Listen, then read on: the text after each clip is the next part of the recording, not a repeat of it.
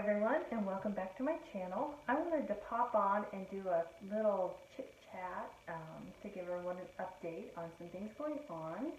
For those of you that are unfamiliar with my story, I am a breast cancer survivor. 3 years ago, I was diagnosed with triple negative breast cancer, stage 3C. It had spread into my lymph nodes, and I had 18 lymph nodes that had cancer in them. When I had my surgery, there was one lymph node in my chest wall that they were unable to remove because of where it was at. I did have 100% response to chemo, but that lymph node is still in my chest wall, and it's a little concerning to me. After I finished treatment, I was doing a lot of research on what I could do to help make myself the healthiest I could be. One thing that I was led to was a ketogenic diet. Now, during treatment, my oncologist kept telling me to eat moderate protein, low carb. Moderate protein, low carb. Hello, that is a healthy ketogenic diet. I also eat, obviously, the good fats. I've had many people tell me that I shouldn't be eating ketogenic because it's not healthy. They are basing it on the old Atkins, or they just have not done the research to know. So I'm going to tell you what I eat for a typical evening. Every evening, I eat the same meals over and over again. I'll have a protein source, and that would either be a pork chop, a hamburger, a boneless skinless chicken breast, boneless skinless chicken thigh, maybe chicken legs, or a piece of steak. That would be my protein source.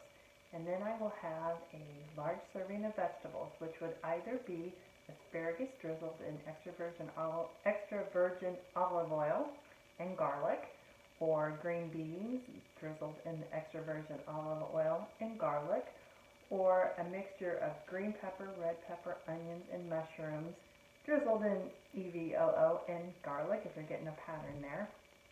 And then I will have a salad along with that. And my salad is the leafy greens. It's romaine lettuce, the dark green lettuce, the red lettuce, and a little bit of baby spinach in there.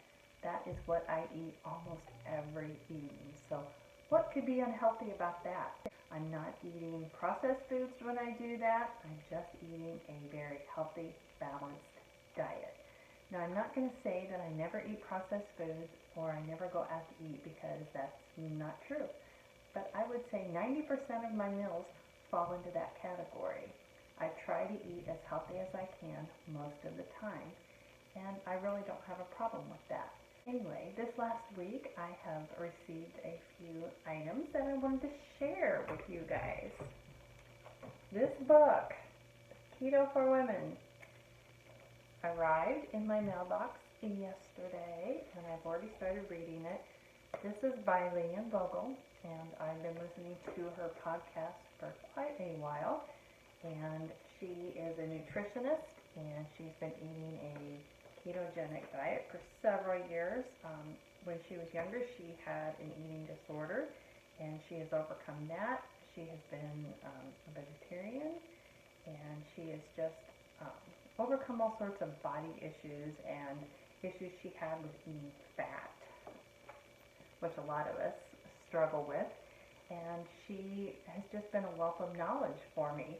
And I even have a cookbook of hers that I have used many of the recipes from, and they are very good. But I highly recommend this book if you are interested in learning a little bit more about the ketogenic diet. And then I also this week received a Keto-Mojo. Woohoo! What this is a monitoring system that I can monitor my blood glucose and my ketone levels. When I first started doing a ketogenic diet, I was using the urine strips, and they were pretty accurate to begin with, but after a couple months, it really wasn't registering for me any longer. And when I inquired, they said that they are really only effective when you begin. So there's another way. You can use a breathalyzer and just judge by the way you feel. But a blood test is the most accurate way to test your ketone levels. And you know, how can you monitor what you're doing and improve it if you can't measure it? You need to know where you're at, you know where you're going. So I started this week checking my blood glucose and my ketone levels. Now, those two together, I can figure my GKI, which is very important to figure out how far into ketosis I am, or maybe if I'm not. So, let me just go through real quickly what this is. Here is the monitor that it comes with. It comes with glucose strips. Those are just like a diabetic would use. And ketone strips. Comes with a lancet, and there's replacement lancets to go inside to test you use this to prick your finger to test your blood. You put the blood on the strip and you test this. I do have a video of me checking it at lunch today, and I'll put it in a little bit. And I only have 2.5 days worth of data, so I'm not really going to get into what the different figures are right now. I will be doing an update later on to let you know where I'm at and to kind of compare the figures. And I don't know, I guess I'm kind of a keto nerd. I just kind of want to know the numbers. So I am putting them into a spreadsheet right now to be able to monitor it. My Keto-Mojo also came with a Bluetooth adapter that I can plug into the meter, and it will transmit all the data to my phone to an app, which is pretty cool.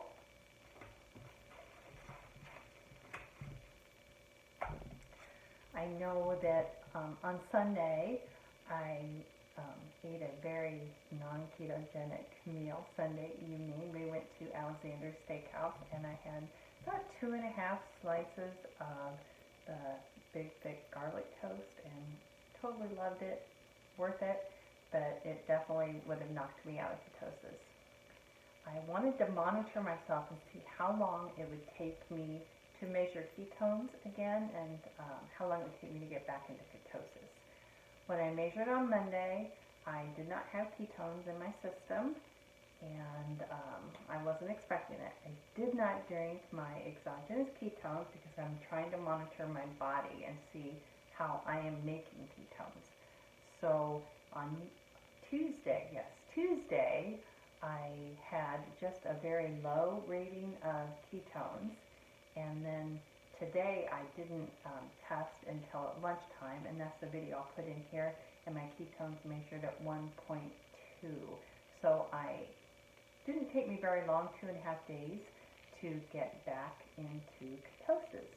I think my GKI was 5 something, so I was in a good, healthy state of ketosis. So I will pop that video in now. Hey there, it is almost 12:30, which puts me at almost 18 hours for my intermittent fasting. I will be eating my lunch I have over here. I packed it with me today. I have a busy work day, so I will be eating my lunch in the car. I wanted to test my ketones and my glucose, so I will go ahead and show you what I'm doing. I have my Keto-Mojo here. I did run into the restroom and washed my hands and ran it under some really warm water because I have trouble getting a big enough sample of blood. So I did wash my hands, and I have found that my ring finger tends to work best for me. So now I'm going to kind of rub on my finger and get the blood flowing in that area until my finger is kind of pink. I'm going to go ahead and get my strips out. I have ketone strips and blood glucose, and I'm going to test the glucose first. No particular reason, just the order that I do it. Getting out my lancet, rubbing on my finger a little bit more. Now, I ate supper last night, and I have not eaten anything since about 6:30 last night. I did have coffee this morning with a little bit of creamer, and little bit of swerve for my sweetener. So we will see. I'm curious to see how this comes out. Now, once again, I've been really rubbing my finger, getting it nice and pink, and have it set on the deepest setting because I just don't get a lot of blood. So I'm going to push it. Yeah. I'm going to push it down. Hold my finger down and kind of massage down to get the blood into the drop.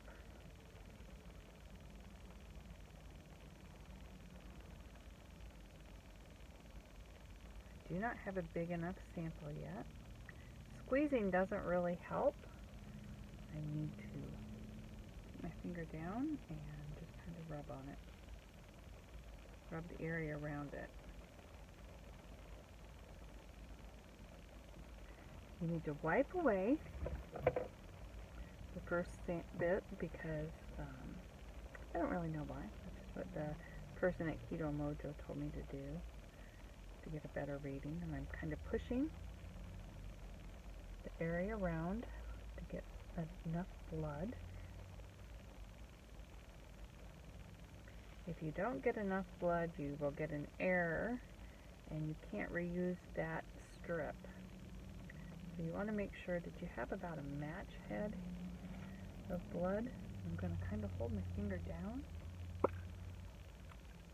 After you put your strip in the unit, you have, they say, 2 minutes to get your sample. But if you don't have enough blood and you try to get a reading and then it's not enough and you try to get a little bit more to put on there, it will air out and say that your strip is used. So you got to make sure you have enough blood to begin with.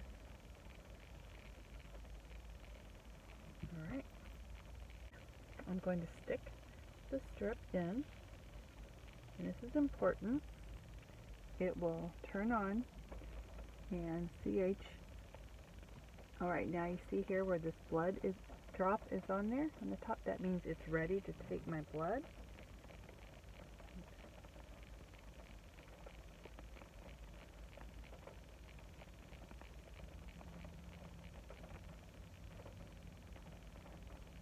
Counts down. My sugar is at 110, which is high for fasting. I'm wondering if it's my coffee. That's high.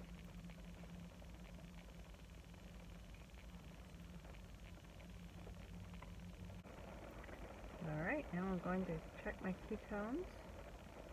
Once again, to get enough blood.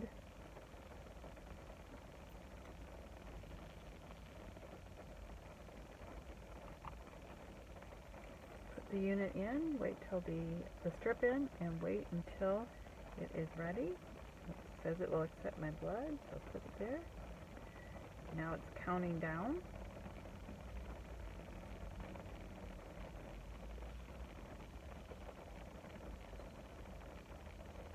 My ketones are at 1.2.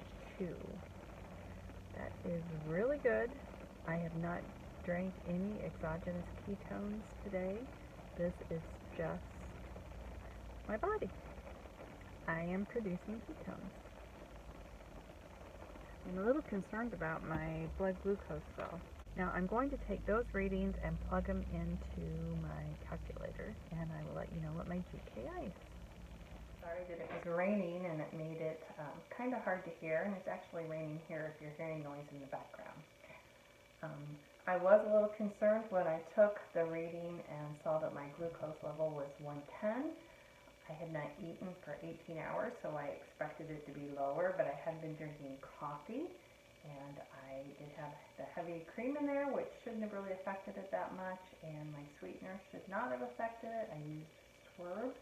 I'm not going to be concerned about it yet. I'm going to wait until I have several weeks worth of data to look and see. I'm going to test at different times during the day.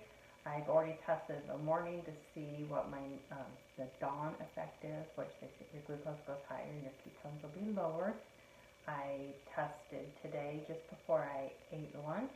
I was at work, I was in my car, and I'm going to test tomorrow before I teach class and after I teach class, because I want to see how my ketones and blood glucose reacts to my exercise class. So just all different, and I'm going to record.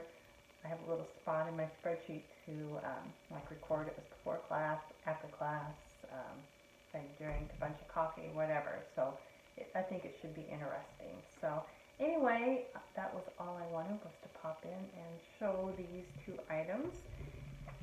Again, the book, you can get it on Amazon or Barnes & Noble or probably any major bookstore. Her podcast is Helpful Pursuit. I highly recommend it. And I will put a link for the Keto-Mojo below. And I am really excited about getting to do this and see where I am at. So if you enjoyed this video, please give it a thumbs up. And if you have not subscribed, please subscribe to my channel if you would like to receive notifications of when I put up a new video. And until then, I will see you in my next video. Thank you for watching.